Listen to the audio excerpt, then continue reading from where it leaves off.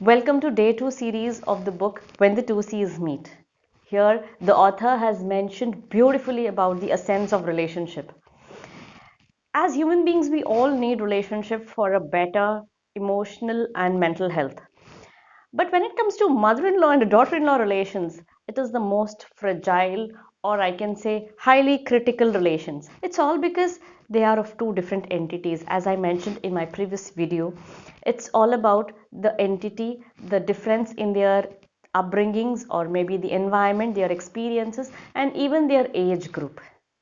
Again, the son plays a vital role in influencing these two important women in his life, and he is the one who balances these two women.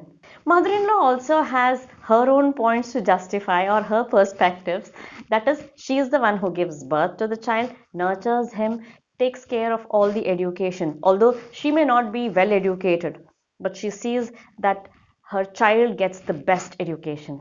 Not just that, she also sees that he is secure with his income or job, and also leads rest of the family to choose the best spouse to her son. When all this is done, when it comes to intermingling or talking conversation with mother-in-law and daughter-in-law, people tend to forget that relationship is a blessing, and we constantly focus on the differences. That's where we end up being judgmental or maybe sometimes not tolerating each other.